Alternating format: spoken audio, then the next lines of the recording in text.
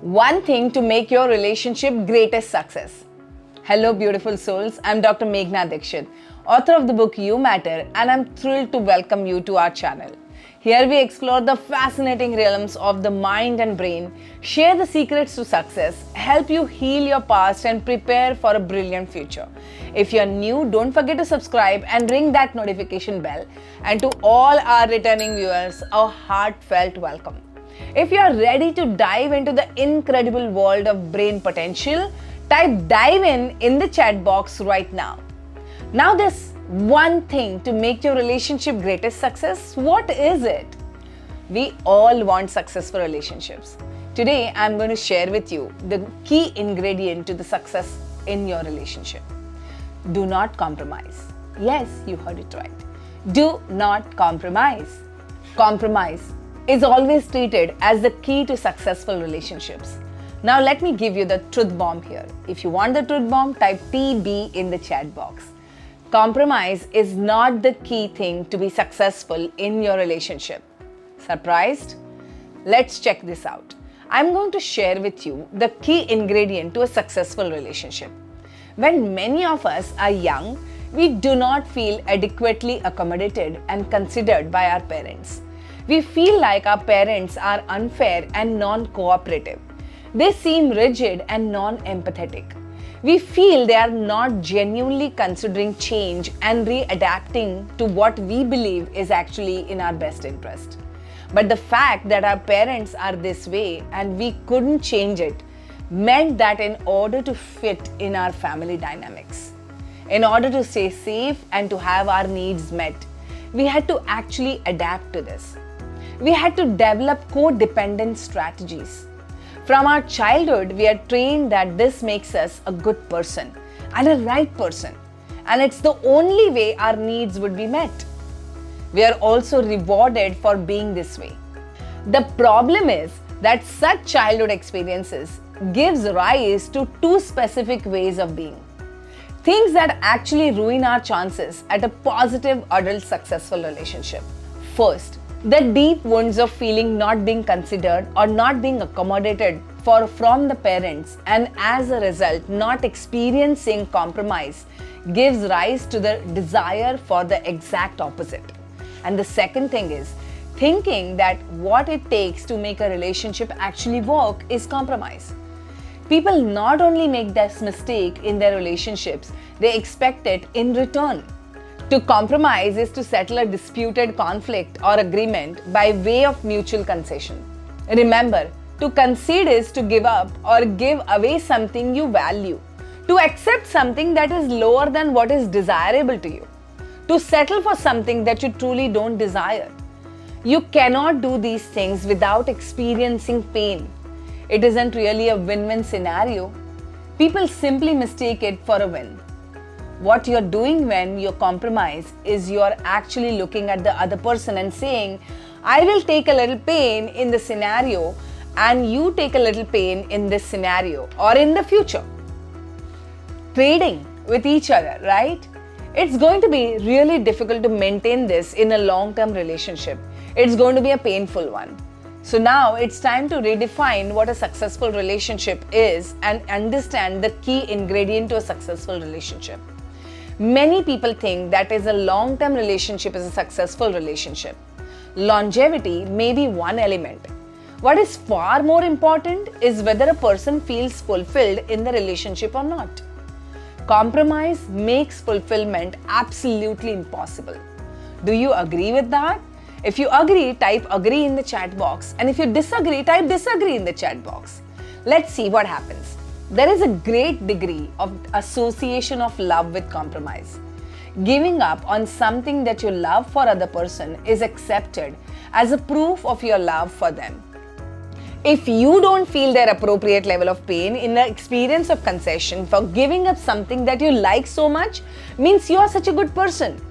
Essentially, they have numbed themselves to not experience the normal level of pain related to compromise. These people associate their own willingness and agreement to be in pain as a loving act that makes them feel good about themselves, and they associate other people's willingness to be in pain as that person's goodness. They expect people around them to compromise if those people love them. This is one of the many patterns that falls into category of mistaking pain as love. Is it a truth bomb for you? Type TB in the chat box.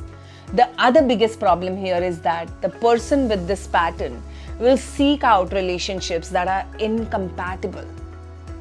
Compatibility is when two things or two people, even when they are different, appear to be in alignment with their problems and comfort. In a relationship, it means well-matched characteristics allow both people to naturally coexist when combined together and in harmony. Harmony is not difficult to achieve with people who are compatible to us. But with people those who are not compatible to us in any way, harmony is impossible. Hence, compromise becomes an absolutely necessary mold to keep incompatible people together. Marriages were to keep people together whether or not they are compatible. Marriages were established for totally different reasons, and the couple had to make it work forever, till death do us apart. Both parties had to take a lot of pain to make it last. Therefore, understand that compromise is something you teach someone if you want them to be in an incompatible relationship. So here is an example of a man and a woman. A man has a pair of black and brown suits. He loves the black and she loves the brown. He finally wears a brown coat with black trousers. Such is compromise, making a bad situation worse. A person who is looking for adaptation, concession, accommodation and compromise, especially when someone is ready to be in pain and ready to do that for them, cannot find this experience incompatible relationship in any kind of relationship. For any relationship to actually be a good one, both parties have to be committed to a win-win scenario. A real win-win scenario would be a genuine yes for both parties when both feel that they got a good deal. Not like they both had to give up something important to meet at the center, where neither is happy. The way to a win-win is to realize how important compatibility is in a relationship. Seek out relationship arrangements that are truly compatible. Compromise is sacrifice, a recipe for resentment. Resentment in a relationship is a destructive factor. Compromise is like a ticking time bomb. You're going to remember every compromise and you will use it as a leverage in the next conflict that comes along. Something resonates? Type resonate in the chat box. It is emotional blackmail. Either that or compromise again. When we compromise, we are not being loving. When others compromise for us, we are not being loved. Compatibility or the lack of it suggests that flexibility can exist for some things, and for some things flexibility cannot exist. When we compromise, it is decided that a bad deal is better than no deal. What does this mean? Compromise is a way to stay safe. When we compromise or concede to a situation, we don't think through what it will be like to practically apply that what we have conceded to. Let me tell you a secret here. If you want that secret, type secret in the chat box.